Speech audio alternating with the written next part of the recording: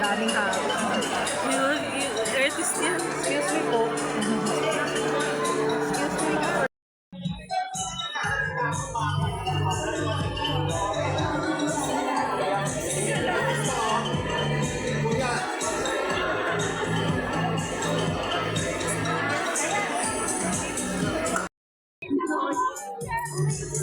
Sandali, hindi ko kinakaya to.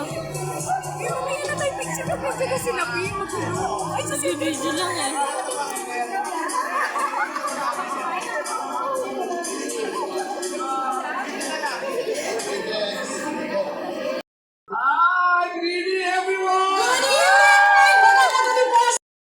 Unang pili ni Sir Ricky.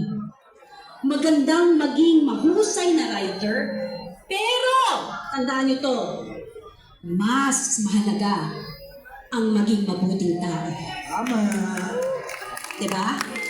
Kaya mabuting mentor, kabahan, pero yung talaga nandito eh. Ganun siya talaga. Ganun talaga siya, breaking barriers. Tanggapin natin to. Short, siya pero long. Yun ang nakalagay eh. Kaya kung ako sa inyo, kung para malaman niyo, bilhin niyo. Para masabi niyo, ay! Itong awitin na ito ay nagawa ni Mike Villegas. Ang title nito ay, actually ano to, requested talaga ni Sir Ricky. Nangangalahati ang title. Nalikha ni Mike Villegas after na namin ipinanganak ang aming anak, si Mayumi. At ito ay tungkol sa pangangalahati ng oras, distansya, at lahat ng definasyon ng pangalahati. O tama ba yung word na yun? Lahat ng definasyon. Nangangalahati.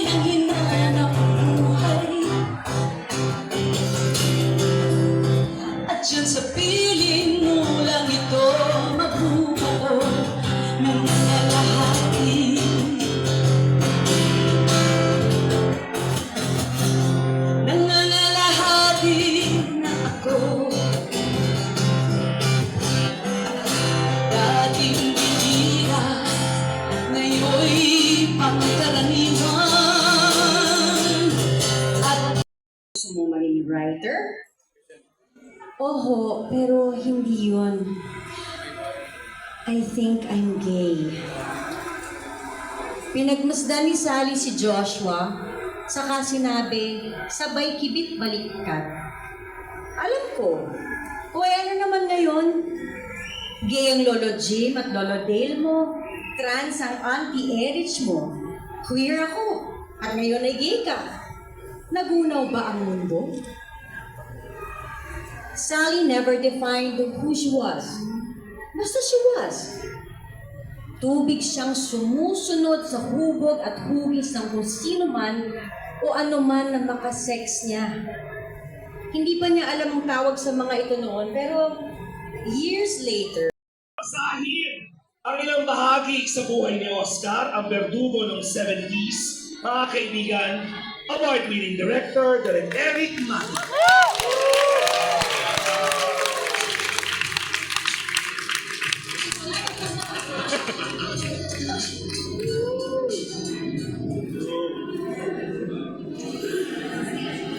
Kailangan daw idaan si Jim sa isang rigid training na parang sa military upang mabago ang kanyang pagkabakla.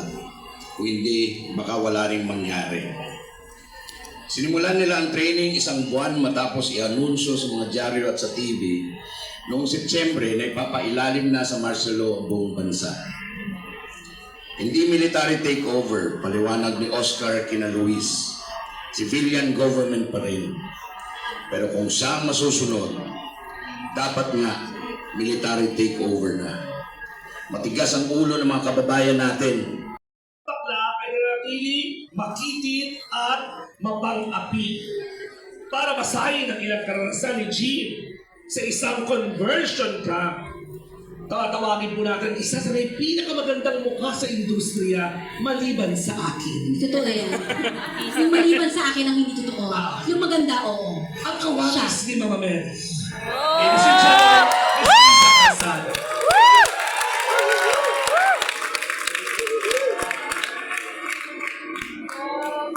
Mary loves me. And me too. Super. Pinadala ni na Luis at Marina si Jim sa isang conversion therapy camp sa Tagaytay. Mare-repair daw sa loob ng camp ang sira mong pagkatao at matatanggal ang pagkabakla mo. Marami na raw napagaling ng camp. Isang sikat na artistang bakla pa rin pero di nakapapractice ng gay sex sa screen niya lang. Mag-shot ang baklang nag-avail sa promo package na isang bagsak, 2 bakla.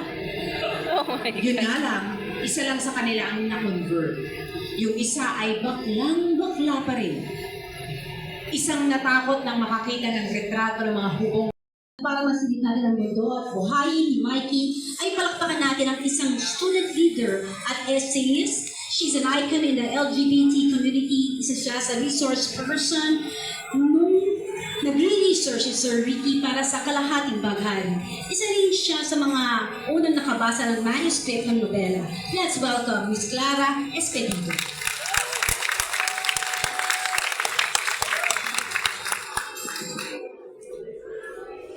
Ayan, magandang gabi po sa inyong lahat. Una na po ang aking pasasalamat sa ating national artist, Ricky Lee, Sir Ricky Lee, para po sa paglikha ng tauhan si Mikey na isang transgender woman.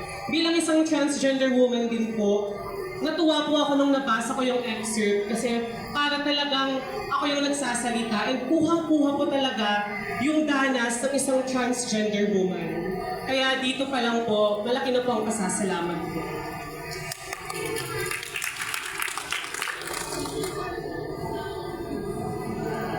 Alam niyo naman kung gaano kahirap ang maging trans woman, di ba?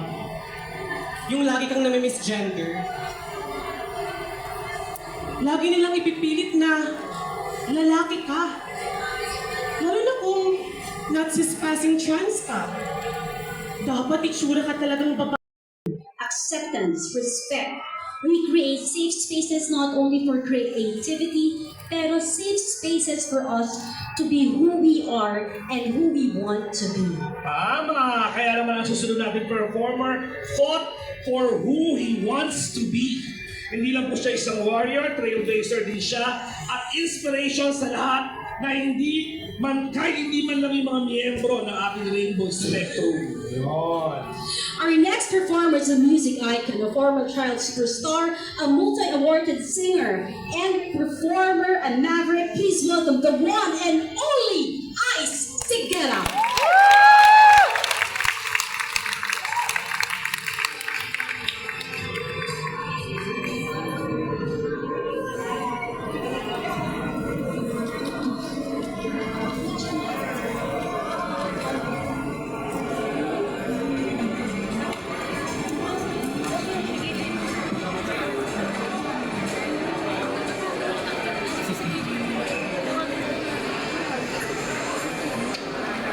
Magandang gabi po sa inyo lahat.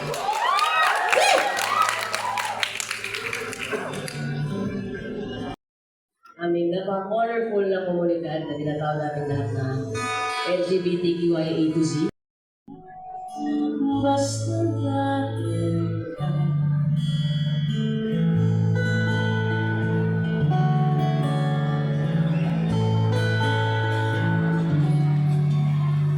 gusto ko lamang sabihin ang nadarama at pasensyahan mo na. Kailangan lang nila kung ako'y maiyakan, ako'y hayaan lang ang bigat maibsan, mapakinggan lang.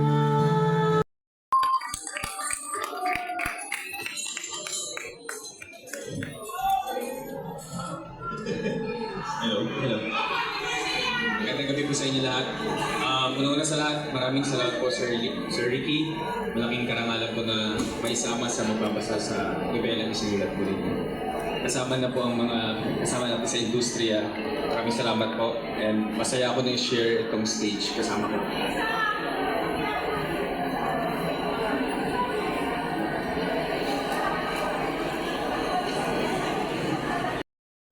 Nangangarap sila kapwa ng isang mundo at panahon kung saan magsasama sila. Hindi na nila kailangan magtago. Ipapakilala kita sa mga kaibigan ko. Ipagmamalaki kitang boyfriend ko. Saka sa harap nila ay hahagkan nila. Magse-celebrate tayo ng anniversary at Valentine's Day. Pero araw-araw ay special. Magsusuot tayo ng mga damit na magkaterno. Tutugtugan kita lagi ng gitara maski sa harap ng ibang tao. Walang magtatanong kung bakla tayo. Magdadasal tayo sa temple ng rabbit. Magkababata sila at kakaiba ang journey ng kanilang buhay. Please welcome no other than Elijah Canlas.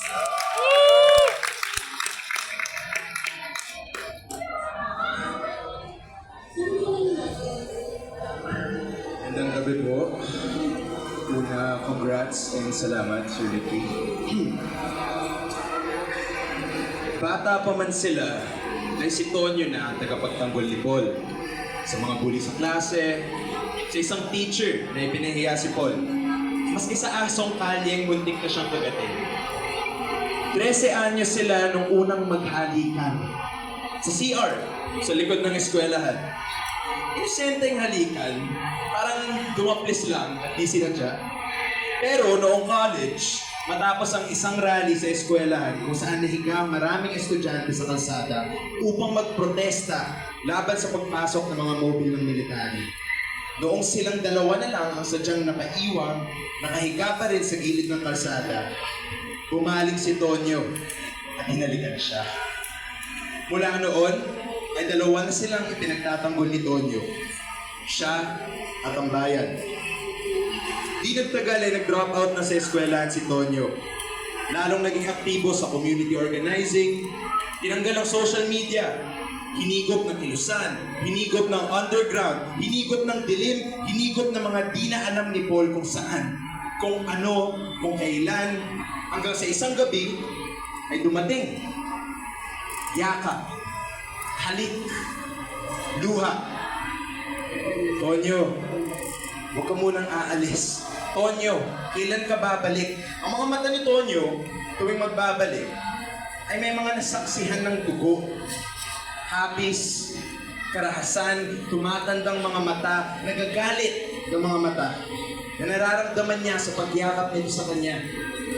Na parang gusto siya nitong sikilin, labanan ng puwersang sumisikil dito. Sa tuwing magtatalik sila, ay nakikita ni Paul ang katawan ni Tonyo na pinatigas ng buhay mahirap. At lalo pang pinatigas ng buhay underground. Sa indayog ng kanilang mga katawang hubad at habang umuusad ang mapanganib ng mga oras, ay naririnig ni Paul na ibinubulong sa kanyang tenga ni Tonyo, "Mahal kita, Paul. Ikaw ang aking bansa, ang aking pamilya, ang aking lahat." Isang gabi ay dinukot ng mga nakasibilyang sundalo si Tonyo. At Doon nagsimula ang walang katapusang paghahanap ni Paul kay Tonyo. Gabi-gabi, sa kalsadang yun, sa malapit sa tambakan ng basura at sa ilalim ng aandap-andap na lamppost. Sa tabi ng pader na may graffiting nagsasabing, "Ako ang akin, gusto mong tsupain?" Habang inuulit-ulit niya sa isipan ang mga nangyari. Gabi-gabi, hindi siya makatulog. Hinahagkan ang naiwang damit ni Tonyo. Pina-flashlightan ang bahagi ng kamang laging hinigaan nito. Sa kapipindot, wisik ilaw ng flashlight, di nagtatagal ay lumilitaw sa bilog na liwanag nito si Tonyo. Nakangiti sa kanya. Sinasabi sa kanyang, "Mahal kita. Ikaw, ang aking bansa, ang aking pamilya, ang aking lahat." Hindi siya pumipikit na nakatingin lang dito. Kapag pumikit siya, ay baka agad itong maglaki. Thank you. Di gaya sa pinanggalingan niyang eskwelahan. Di siya pinagtatawanan ni Teroy sa kanyang katabaan. Pinahiram siya ng t-shirt at shorts. Tinuruan siyang mag-rugby. Kapag nagra-rugby sa tabi ng imburnal sa ilalim ng maputlang buwan, ay nakakalimutan nila ang takot, ang gutom, ang lungkot. Nakatingala sila sa langit. Binibilang ang punyetang mga bituin. Dati ay putang ina lang ang alam nilang sabihin. Pero nang marinig nila ang punyeta sa isang matronang muntik na nilang malakawan ang bagay, ito na ang naging paborito nilang ekspresyon. Sa kilos pa lang ay pinagsususpetsyahan na nila si Eric. Bakla ka ba? Ha? Hindi Tigas na pagtanggi ni Eric. Kung nakakulong siya noon sa bahay nila sa maling pagkatao, ganun pa rin siya dito kina Teroy. Nagpapanggap. Ingat sa mga kilos niya habang nagnanakaw sila ng isda sa palengke. Nagnanakaw sila sa palengke. Huwag yan! Makukulang na ang mga mata ng isang yan! Huli ng mga bakla. Yun ang kanyang bawakan. Ba't sila babaguhin kung ano ang binigay ng Diyos? Bakla, binabae, payo, at di magtatagal sa paglipas ng panahon ay magtatago sa iba pang pangalan. Bading, Smart, Becky, Badak, Shonke. Pero, pare-pareho lang sila. Nag-iiba-iba ang kulay, pero iisa ang kamanto. Tuwing pumapasok si Marina sa isang lugar, sa sobrang kapayatan, ay parang ungkod na tinubuan ng mahabang buhok. Maaamoy niya na agad kung saan may mga pumipilangtit na daliri at kumekembot na bewang. Tutulis at ikislot-islot ang kanyang ilong. Walang makapagtatago sa kanyang ilong na ginagasolinahan.